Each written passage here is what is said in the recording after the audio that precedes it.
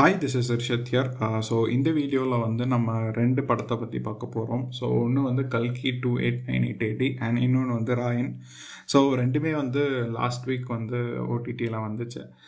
So and அது பார்க்குறதுக்கான opportunity கிடச்சிச்சு. So அந்த படங்களை பற்றி தான் நம்ம பார்க்க போகிறோம். ஸோ இதில் நம்ம ஃபஸ்ட்டு பார்க்க போகிற படம் வந்து கல்கி 289880. ஸோ இது வந்து ஒரு Epic science fiction film. Or you can call it a mythological science fiction film அப்படின்னும் நம்ம சொல்லிக்கலாம். ஸோ இதை வந்து டைரக்ட் பண்ணியிருக்கிறது வந்து நாக் அஸ்வின். அண்ட் இதில் வந்து பிரபாஸ், தீபிகா படுகோன், அமிதாப் பச்சன், கமல்ஹாசன் ஒரு பெரிய காஸ்டே நடிச்சிருக்காங்க இந்த படத்தில்.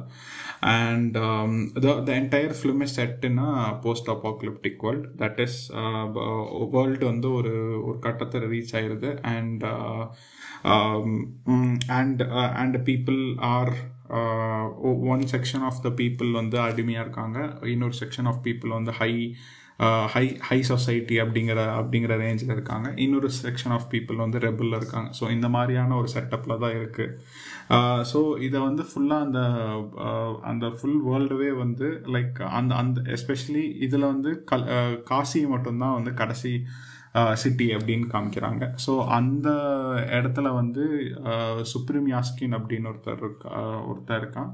அவன் வந்து எப்படி வந்து ஃபுல்லாக கண்ட்ரோல் பண்ணுறான், அவனுக்கு எப்படி எனர்ஜி வருது, அண்ட் அவன் வந்து ப்ராஜெக்ட் கேன்னு என்ன பண்ணுறான், அந்த ப்ராஜெக்ட் கே எதுக்காக இருக்குது. ஸோ மகாபாரதால வந்த அந்த குருஷேஸ்திரா வார் ஆக்கும் இதுக்கும் என்ன சம்மந்தம் இருக்குது. அஸ்வத்தாமா, கிருஷ்ணன், அர்ஜுனன் அண்ட் கர்ணன் இவங்களுக்குள்ள நடந்த அந்த கான்ஃப்ளிக்டையும் இப்போ இந்த போஸ்ட் அப்போகலிப்டிக் வேர்ல்டில் இருக்கிற அந்த கேரக்டர்ஸ்கையும் எப்படி வந்து கனெக்ட் ஆகுறாங்க, இதெல்லாமே வந்து காமிச்சிருப்பாங்க. இதெல்லாம் தான் ஆக்சுவலி வந்து இந்த கம்ப்ளீட் ஃபிலிம் அப்படின்னு சொல்லலாம். ஸோ இந்த படம் வந்து it's not completely disappointing, but also it is disappointing அப்படிங்கிற ஒரு இதில் தான் இருக்குது. ஸோ இந்த படத்தோட ஃபஸ்ட்டு பாசிட்டிவ்ஸ் பார்த்துடலாம். எனக்கு ஃபஸ்ட்டு பிடிச்ச விஷயமே வந்து இந்த ஓப்பனிங்கில் வந்து ஒரு இல்லுஸ்ட்ரேஷன் மாதிரி வருது. ஸோ அதுலேயே வந்து லைக் எப்படி வந்து இந்த எர்த் வந்து ஒரு நம்ம இருக்கிற வேர்ல்டு வந்து எப்படி வந்து நல்ல ஒரு இதிலிருந்து எப்படி வந்து இந்த ஒரு சிச்சுவேஷனுக்கு வந்துச்சு அப்படிங்கிற மாதிரி, எல்லா வறட்சியாக இருக்கட்டும், இல்லை வந்து எப்படி ஒரு சொசைட்டி வந்து அப்பராக இருக்குது அப்படிங்கிற மாதிரி ஒரு இல்லுஸ்ட்ரேஷனில் வந்து கொண்டு போகிறாங்க.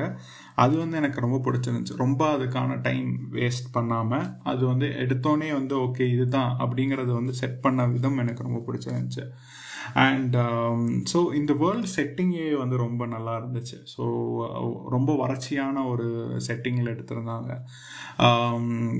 அண்ட் அதுக்கான ரீசனும் வந்து அந்த சுப்ரீம் யாஸ்கின் இருக்கிற அந்த இன்வெர்டட் பிரமிட்ல இருப்பாங்க மாதிரியான ஒரு இடத்துல இருப்பாங்க. ஸோ அது வந்து இங்கே இருக்கிற நேச்சுரல் ரிசோர்ஸஸ் எல்லாமே அதுதான் யூஸ் பண்ணுது அப்படிங்கிற மாதிரி காமிச்சிருப்பாங்க.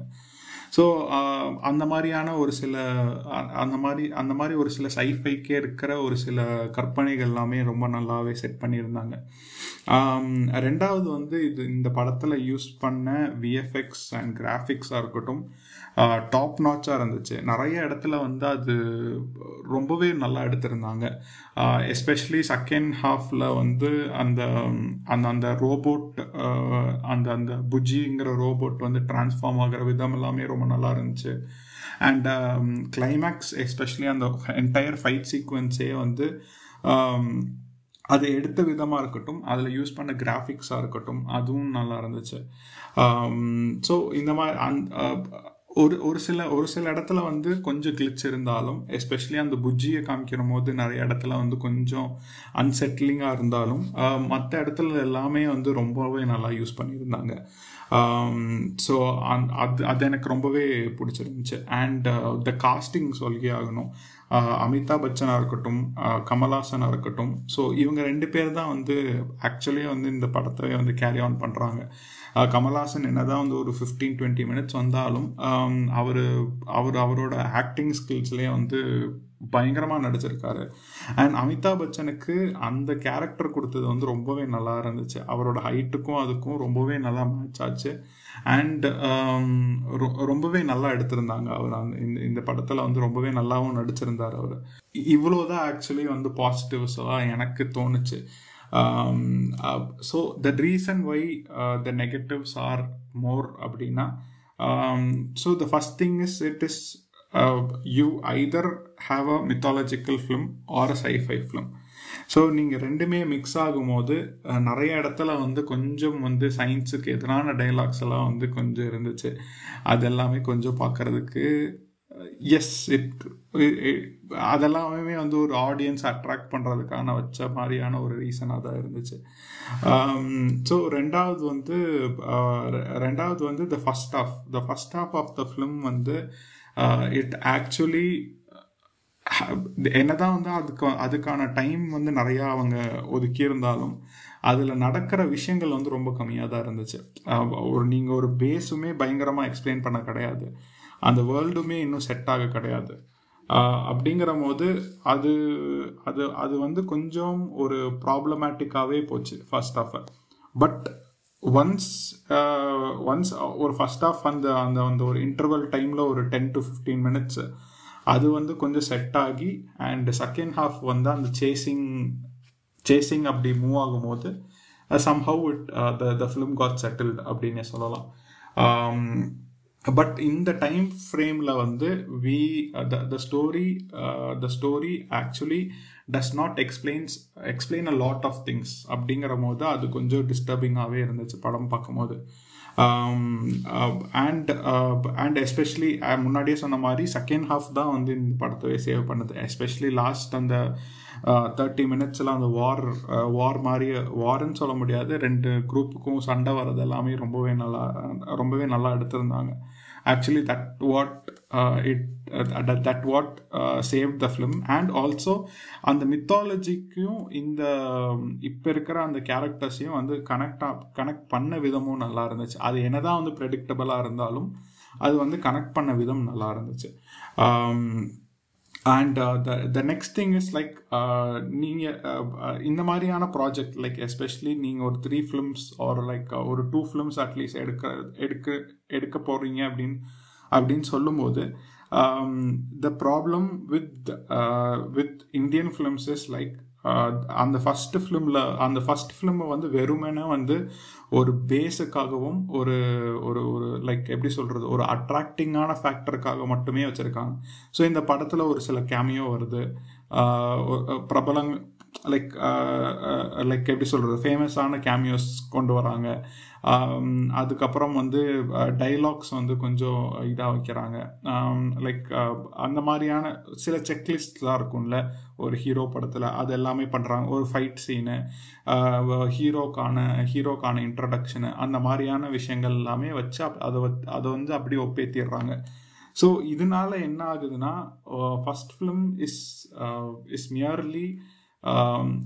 மியர்லி எதுக்குமே யூஸ் ஆக மாட்டேங்குது அப்படிங்கிற ஒரு ஃபீல் இருக்குது. வெறுமேனா ஒரு பேஸ் போடுறதுக்கு மட்டுமே ஒரு ஃபிலிமை நம்ம யூஸ் பண்ணுறோமோ அப்படிங்கிற ஒரு ஃபீல் இருக்குது. இப்போ நம்ம டியூன் எடுத்துக்கிட்டாலும் சரி, இல்லை வந்து ஹங்கர் கேம்ஸ் எடுத்துக்கிட்டாலும் சரி, அதுவும் வந்து ஒரு 2-3 parts ஃபிலிம் தான். ஸோ அது வந்து ஆனால் அந்த ஃபஸ்ட் பார்ட்டோட கனெக்ஷன் வந்து உங்களுக்கு இருந்துக்கிட்டே இருக்கும். லைக் ஆல் த 3 partsல அந்த ஃபர்ஸ்ட் ஹாஃப்ல அந்த செட் பண்ணுற வேர்ல்டுலேயும் வந்துமே அங்கே ஒரு கான்ஃப்ளிக்ட் இருக்கும், அங்கே ஒரு சிக்கல் இருக்கும். அண்ட் அந்த பிரச்சனையில் வந்து நம்ம இன்வால்வ் ஆகியிருப்போம்.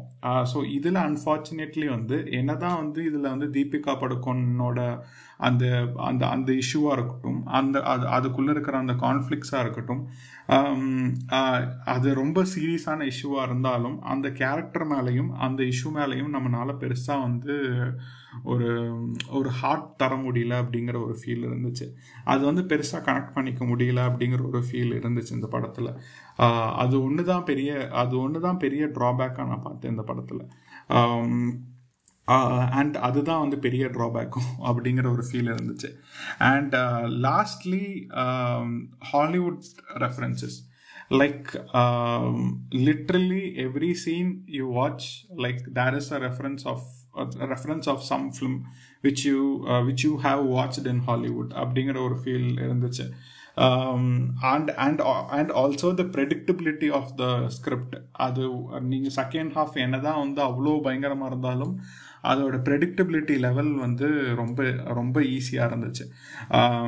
கன்வீனியண்ட்டாகவும் ஒரு அளவுக்கு எழுதியிருந்தாங்க. அது வந்து அந்த மாதிரி கொண்டு வர்றதுக்காக அந்த ஒரு கன்வீனியண்ட்டாகவும் ஒரு சில இடத்துல வந்து எழுதியிருந்தாங்க.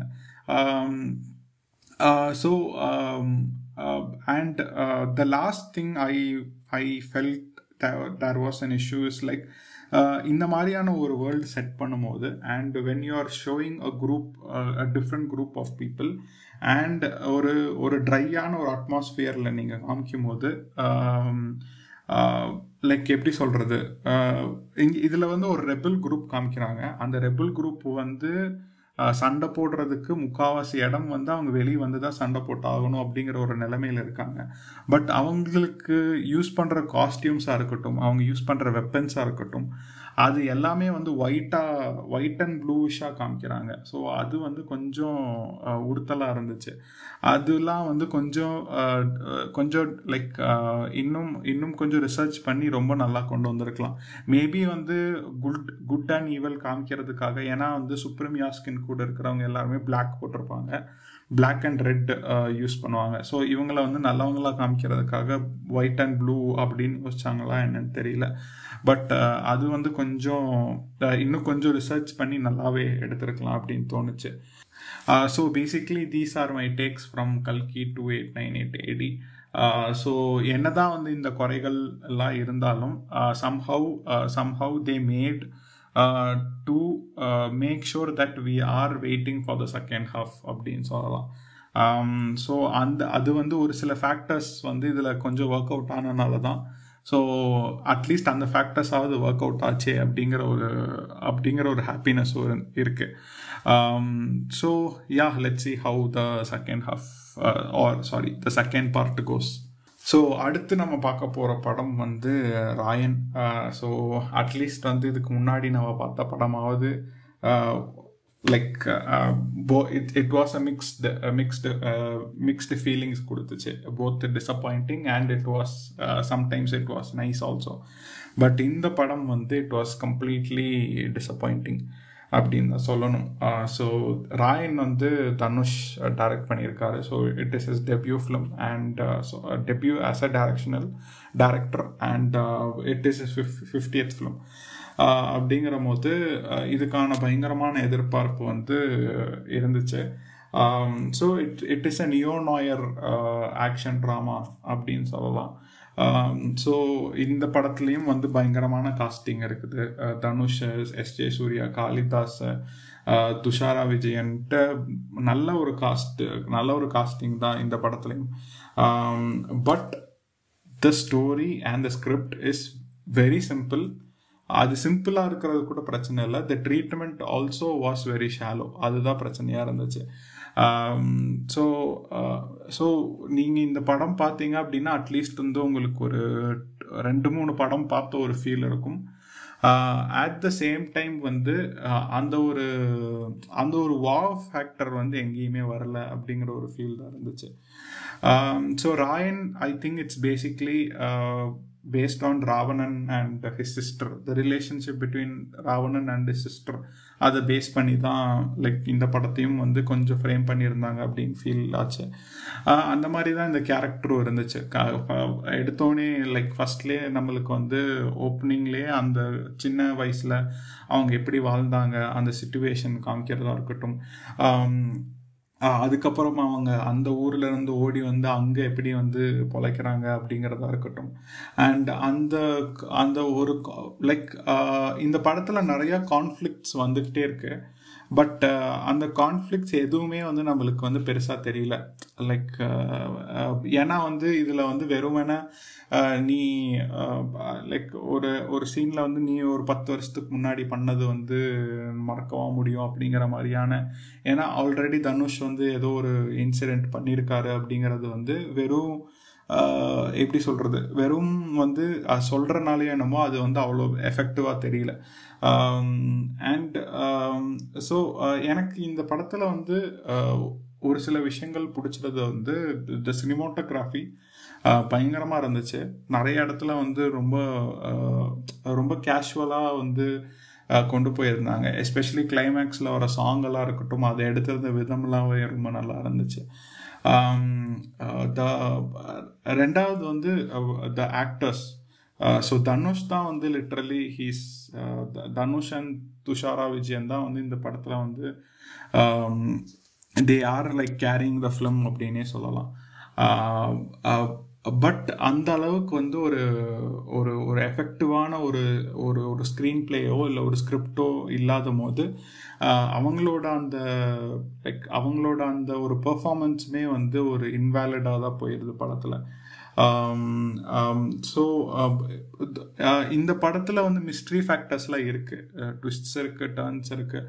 பட் அந்த ட்விஸ்ட் அண்ட் டர்ன்ஸ் எல்லாமே வந்து நம்மனால வந்து முன்னாடியே ப்ரெடிக்ட் பண்ணிட முடியுது. ஸோ அந்த லைக் அவங்க லைக் அந்த தம்பிங்களே வந்து குத்துறாங்க அப்படிங்கிறது வந்து அந்த ஃப்ளைட்டில் வந்து திடீர்னு அவங்க வரும்போதே நம்மளுக்கு தெரிஞ்சிருது. ஓகே, அடுத்து வந்து அதுதான் நடக்கும் போல அப்படிங்கிறது வந்து தெரிஞ்சிருது. அண்ட் அதே மாதிரி கிளைமேக்ஸில் அவன் தங்கச்சி வந்து அந்த ஒரு அண்ணனை வந்து கத்தியில் குத்துறதும் வந்து ரொம்ப யூஸ்வலான ஒரு இதாக தான் இருந்துச்சு. ஸோ இதில் வந்து அந்த விமனை போர்ட்ரே பண்ண விதம் பிடிச்சிருந்துச்சு. எஸ்பெஷலி வந்து தனுஷோட தங்கச்சி கேரக்டரில் வர அந்த விமனை வந்து போர்ட்ரே பண்ண விதம் வந்து கொஞ்சம் டிஃப்ரெண்ட்டாக இருந்துச்சு. அதுக்கு அவங்களுக்கு வந்து கடைசி வரைக்குமே நல்ல இம்பார்ட்டன்ஸ் கொடுத்துருந்தாங்க. ஏன்னா அந்த கதை வந்து அவங்களுக்கு சுற்றி போகுது அப்படிங்கிறத தாண்டி முடிஞ்ச அளவுக்கு வந்து அந்த லைக் அந்த அந்த விமன் கேரக்டரை வந்து கொஞ்சம் நல்லாவே எழுதியிருந்தாங்க.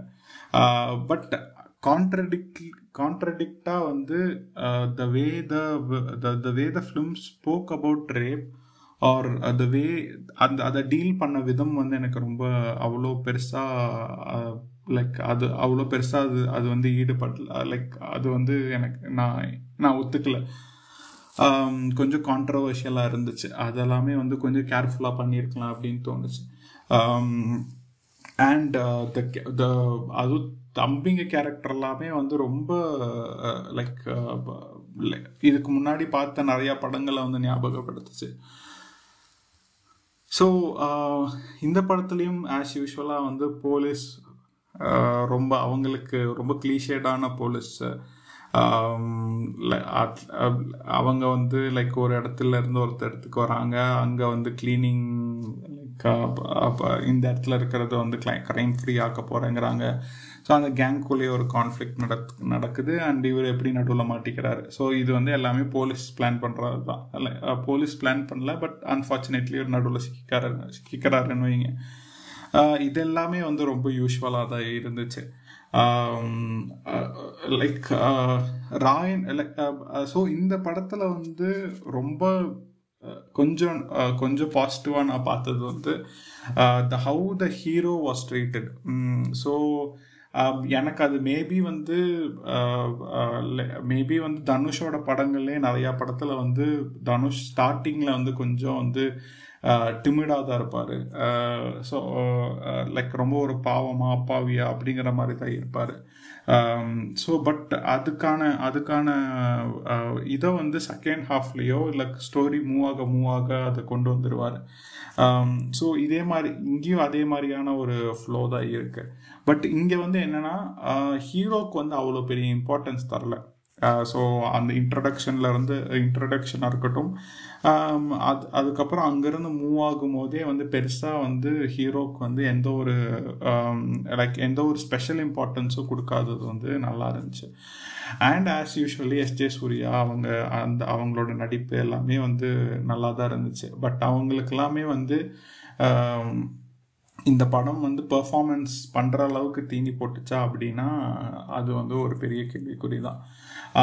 ஸோ படத்தை வந்து முழுக்க அட்லீஸ்ட் வந்து கொண்டு போகிறது வந்து ஏஆர்ஆரோட பேக்ரவுண்ட் ஸ்கோர் தான். நிறைய இடத்துல வந்து ரொம்பவே நல்லா போட்டிருக்காரு ஏஆர் ரஹ்மான் இந்த படத்தில். So yes, on the whole it was a disappointing film. It was a disappointing experience அப்படின்னு தான் சொல்லணும். பட் இந்த படத்தோட ஸ்க்ரீன் பிளே வந்து I think Oscar has like taken for archive I guess. Okay yeah somehow screen play wise maybe like எழுத்துல or அதை frame பண்ண விதம் வந்து நல்லா இருந்திருக்கலாம். But somehow it did not visually, it did not have that much of an impact அப்படினு சொல்லணும். Yes, let's see how Dhanush's directional like path goes அப்படின்னு பார்க்கலாம். ஸோ இந்த மாதிரியான உங்களுக்கு சீரீஸ் அண்ட் மூவிஸ் ரிவ்யூஸ்லாம் பார்க்கணும்னா டியர் சினிமாக்கு லைக், ஷேர் அண்ட் சப்ஸ்கிரைப் பண்ணுங்கள்.